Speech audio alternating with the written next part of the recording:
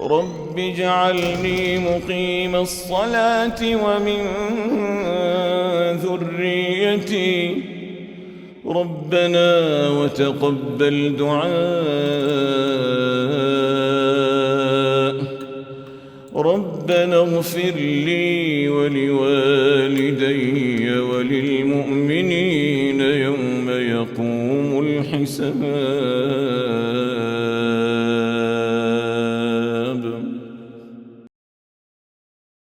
النهارده يوم امتحان من الفاينل، والامتحانات حاجه جميله قوي السمستر ده ان هي من الساعه 2، فيبقى معاك الصبح الفجر تذاكر الماده، تنام شويه كمان وتقوم تنزل الامتحان. فدي حاجه يعني مش عارف اقول لهم ايه، والله الكليه عملت حاجه صح بالغلط ومش واخدين بالهم.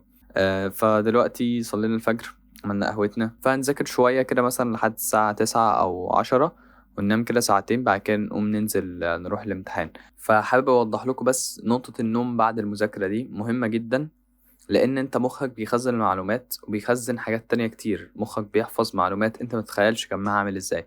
فاثناء ما انت بتنام مخك بيقدر يفلتر وينقي المعلومات اللي هو محتاجها، ويتخلص من المعلومات التانية اللي هو مش محتاجها.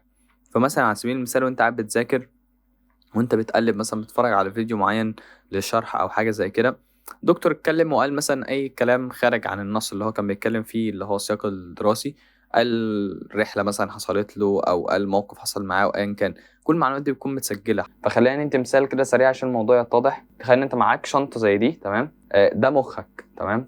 ولو قلنا ان القلمين والحاجات دي، تمام، دي الحاجات اللي انت محتاج ان انت تسترجعها، او دي المعلومات المهمه بالنسبه لك، فهي موجوده في الشنطه مفيش مشكله عادي، تمام اهي. فاحنا كده دخلناها في الشنطه، ولكن برضو للاسف دخل مع الحاجات دي شويه معلومات تانية وحاجات ملهاش لازمه، هنمثل عنها بورق كده ملهوش لازمه. اما دول بقى فهم شويه معلومات دخلوا معاك وانت بتذاكر مخك بالغلط. فانت مخك دلوقتي بقى عباره عن معلومات المفيده اللي احنا حطيناها في الشنطه، شويه معلومات تانية ملهاش لازمه موجوده برضو معاها. دلوقتي هنمثل فكرة استرجاع المعلومة بالنسبة للمخ. أنا دلوقتي عايز استرجع معلومة، فجيت أمد إيدي يا مخي أطلع المعلومة، طلع معايا زبالة، معلومات اللي ملهاش لازمة مضايقاني وأنا بطلع المعلومة. جيت أطلع تاني، معلومة تطلع، بعد كده معلومة ملهاش لازمة، بعد كده بتعب وأنا بدور على المعلومة اللي أنا محتاجها بجد. عشان أطلع بمعلومة هتفيدني بتعب، لأن في معلومات هتفيدني في معلومات تانية أنا مش محتاجها. ده كله متخزن دلوقتي. فأثناء ما أنت نايم كل اللي جسمك بيعمله، بالأخص مخك بيعمله، إن هو بيجي على المعلومات اللي ملهاش لازمة دي وبيروح مطلعها كده ورميها بره، تمام؟ ويجي بعد كده وأنت بتسترجع أي معلومة هتلاقي الموضوع سلس جدا وسهل، لأن كل اللي موجود جوه هي معلومات فعلا أنت محتاجها وتستفيد منها. هي دي المعلومات اللي أنت بتدور عليها. تخيل كده كل ما تطلع معلومة موضوع بسيط جدا وسلس. فهو ده بالظبط اللي بيحصل في مخك وأنت بتنام. بيفلتر كل المعلومات اللي أنت مش محتاجها، يطلعها يرميها بره، ويسيب المعلومات بس اللي أنت محتاجها. هو بيعرف منين المعلومات اللي أنا محتاجها أو لأ؟ هو ده شغله. أي معلومة عابرة، أي معلومة أنت ما اديتهاش اهتمام وأنت بتذاكر فيها، بالنسبه له معلومه تافهه. ممكن على فكره المعلومه التافهه دي تكون حاجه مهمه في الامتحان، بس انت ما اديتهاش اهميه وعديتها مرور الكرام كده، فهو بالنسبه له دي مش معانا من الاولويات. فدي الفكره. حاول ان انت تنام قبل الامتحان، او حاول ان انت تنام بعد المذاكره عامه، عشان مخك يقدر ان هو يفلتر المعلومات اللي هو ذاكرها دي، بحيث ان هو يكون معاه المعلومات بس ما يكونش معاه المعلومات وشويه معلومات تانية ملهاش لازمه. حاسس ان انا طولت في الموضوع ده، بس اتمنى النقطه دي تكون وضحت، لانها مهمه جدا جدا جدا. يعني كانت دكتور باربر اوكلي ركزت عليها جامد قوي في كورس ليرن هاو تو ليرن، والكورس ده انا احب ارشحه لاي حد حابب ان هو يبدا في اي حاجه، لانه جامد جدا. بيفهمك سيكولوجيات مخك بتشتغل ازاي، ازاي بتفكر، وازاي بتسترجع معلومه، وازاي بتتعلم حاجات تانية كتيره جدا عن التسويف والانتاجيه وكده. فكورس موجود فري على كورسيرا، ممكن احط لكم اللينك بتاع التسجيل بتاعه تحت.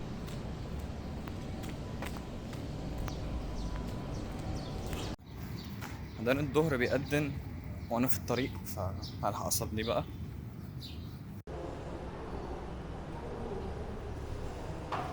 طالع معانا في الفلوج كده. حابب اتكلم معاكم في موضوع تاني، وهو مقولة لعمر بن الخطاب. المقولة دي بيقول فيها: ستمضي أقدارك على أي حال فاجعلها تمضي وأنت راض عنها، عسى رضاك عنها يرضيك. الفكرة هنا إن أنت حياتنا بكل اللي بتعيشه فيها، من الكلية اللي أنت أدرك كتب لك ان انت تخشها، او الشغل اللي انت مش لاقي ظروف غيره دلوقتي ان انت تشتغله، او اي حاجه حتميه مكتوبه عليك في حياتك، هي هتمضي غصب عنك. هو ده قدرك وهو ده اللي مكتوب لك.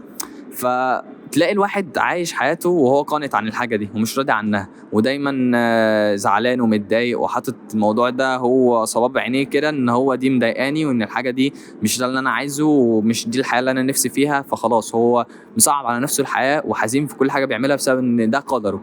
فعمر الخطاب هنا بيقول لك ان انت ده كده كده هيعدي بيك، فاجعلها تمضي بقى وانت راض عنها. يعني خليك راضي عنها، عسى ان رضاك عنها يرضيك، ان انت رضاك عنها ده يرضيك انت ذات نفسك وتفرق. الشيطان بيخش عليك في الحته دي او من اي حته، في حته الاف النعمه. انت حياتك اللي انت فيها دي اصلا لو بصيت على نفسك من كام سنه هتلاقي نفسك كنت بتقول يا رب اوصل بس لاي حاجه من الحاجات دي، اي مكانه. انت كنت نفسك تشتغل في الشركه دي في اي بوزيشن فيها، ورحت اشتغلت في بوزيشن معين واتطورت وصلت البوزيشن اعلى، بس انت كنت متارجت حاجه اعلى من كده وما جاتش. انت خلاص مش راضي ومش عاجبك، انت كنت عايز الاعلى، كنت طمعان في الاكتر، بس مجرد ان انت نزلت خطوه تحت بقى الموضوع مش عاجبك. مع انك انت زي ما انت لو كنت جيت من سنتين 3 كنت هتقول يا رب بس اخش اشتغل اي حاجه هنا. فدي من الاف النعم ومن مداخل الشيطان ان هو يخش لك في حته الاف النعم عشان يخلي لك حياتك كلها ما فيش اي حاجه تبسطك او تفرحك، فتلاقي نفسك مش سعيد وما بتحمدش ربنا على النعمه اللي معاك. ما تقلفش النعمه اللي انت كنت هتموت وتوصل لها. تاني حاجة ما تقولش ان انا الحاجة اللي انا فيها دي او القدر اللي ربنا كتبه لي ده انا مش راضي عنه ومش مبسوط فيه، فبالتالي تلاقي نفسك حياتك كلها مش مبسوطة، مع ان رضاك عن الحاجة دي ممكن يرضيك في حياتك كلها. ولازم كده كده نحمد ربنا على اي حال.